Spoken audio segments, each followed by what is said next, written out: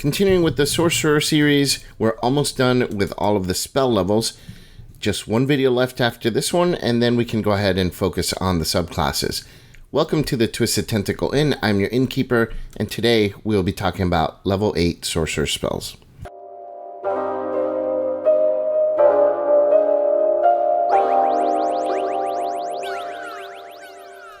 Hey guys, I have a Patreon. If you like what I do, you can help support the channel by donating on Patreon. Thank you very much.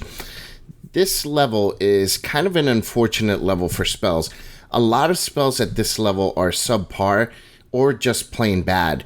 There's a couple of decent ones, and the rest are mostly just spells that I really can't recommend, or they're really very situational, which for a sorcerer, as you know by now, if you've been watching my videos, situational spells are not what you want. Even the ones that are decent aren't perfect at this level, and a lot of them have aspects that make them less appealing than they normally would be. Because your known spells are so limited as a sorcerer, questionable choices are just generally not an option. So if the one good choice is not a good fit for your character concept or your build, then I'd recommend picking a lower level spell and then upcasting it, using your level 8 spell slots to upcast better lower level spells, or maybe even converting your level 8 spell slots into sorcery points. Alright, we're starting out with Abi-Dhalzim's Horrid Wilting. The range of this spell is really good at 150 feet. The area of effect is a 30-foot cube, which is really small, to be honest, for this level of spell. And the saving throw it provides is a terrible one. It's Constitution, which is probably the worst stat that you want to target for a saving throw. Other negatives for this is that constructs and undead are just not affected at all. And at the time you can cast this spell, at the level where you can cast this spell, you're going to be fighting way more of those specific types of creatures, undead and constructs, than you are at lower levels. Now this one has a feature where plants and water elementals get disadvantage on their saving throws.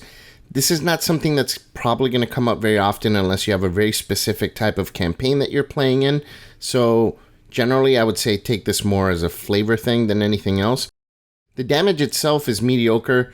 12d8 is a good amount of damage, but the Constitution saving throw for half, it usually means that this is very likely that you're going to be doing half damage almost every time.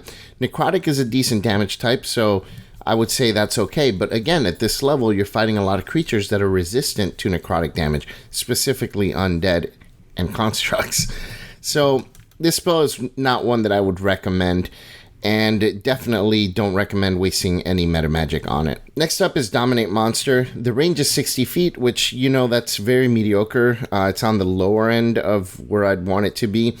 The duration, though, is 1 hour, which is really good, but it does require concentration. It targets one creature.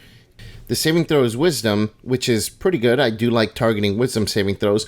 But the bad part about this one is if you or your allies are fighting the creature that you're trying to dominate, then they get advantage, which is going to be really bad. This spell, basically what it does is going to form a telepathic link with you and your target as long as the two of you are on the same plane of existence. So even though the range is 60 feet to initiate the spell, once the spell lands, there's really infinite range unless they're plane shifting or something. And once you have that link, you can issue simple commands to the creature and then use your action to take complete control of the creature.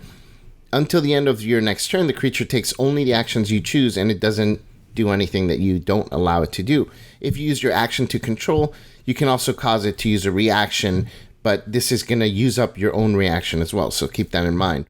Each time the target takes damage, it gets to make another Wisdom saving throw against the spell, and anytime they succeed, the spell's going to end. So at some point, the spell is going to end, probably long before the 1 hour duration is done if you're using this creature to go into combats for you. So that brings it to the use cases for this spell. I don't think this is a good combat spell necessarily.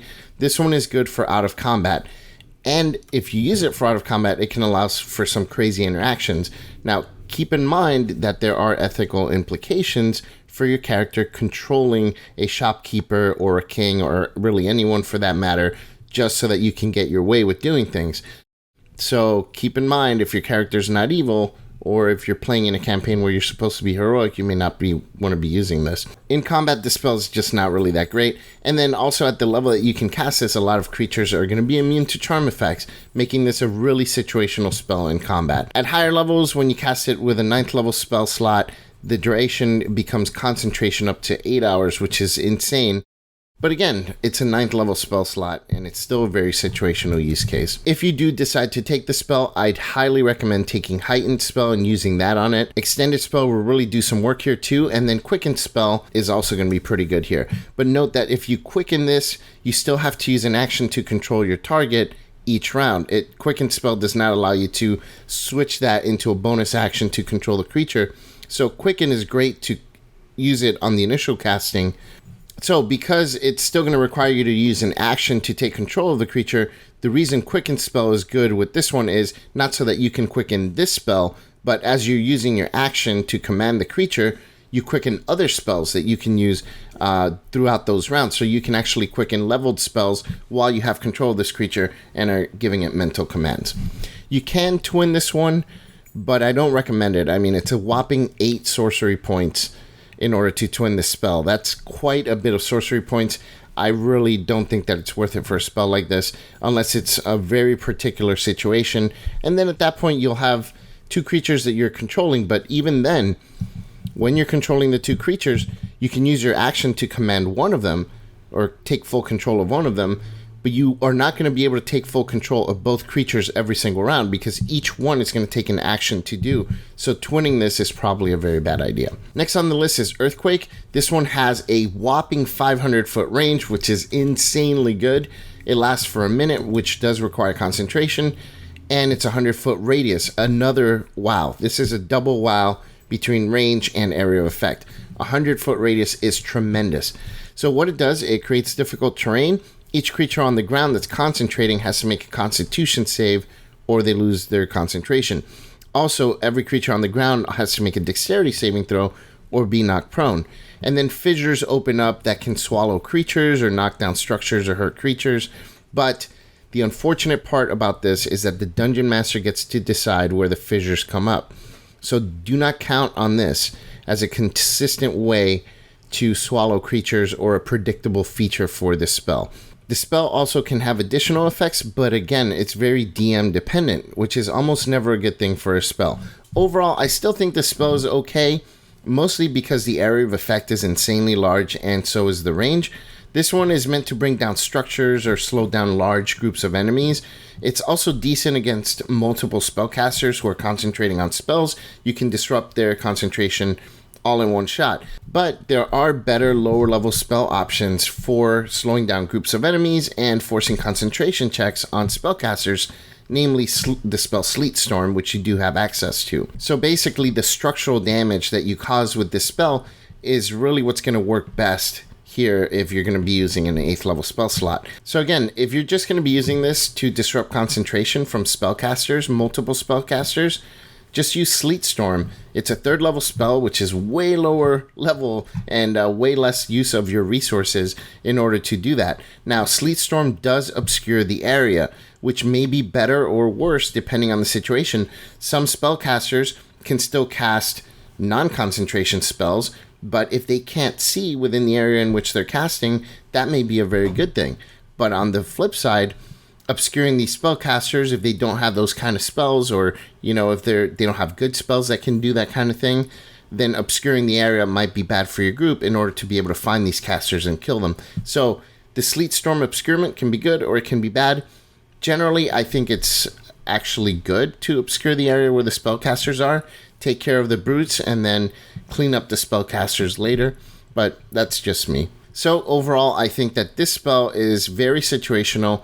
It's a pretty good spell, but I think it's better as a cleric or a druid spell specifically. Much better so than a sorcerer spell. Next on the list is Incendiary Cloud. This one is another spell that has a really good range, 150 feet. It lasts for 1 minute and does require concentration. The area of effect is not very big. It's a 20-foot radius. Could have been better, unfortunately, but It is what it is. This spell targets dexterity for its saving throw, which is a little bit better than Constitution, but overall it's still just in the middle. Now, a viewer named Rob, he's one of the people who posts on my videos all the time, he posted on another one of my videos that dexterity is actually a hard saving throw for a lot of high CR creatures, and I kind of looked into it, and he's right here.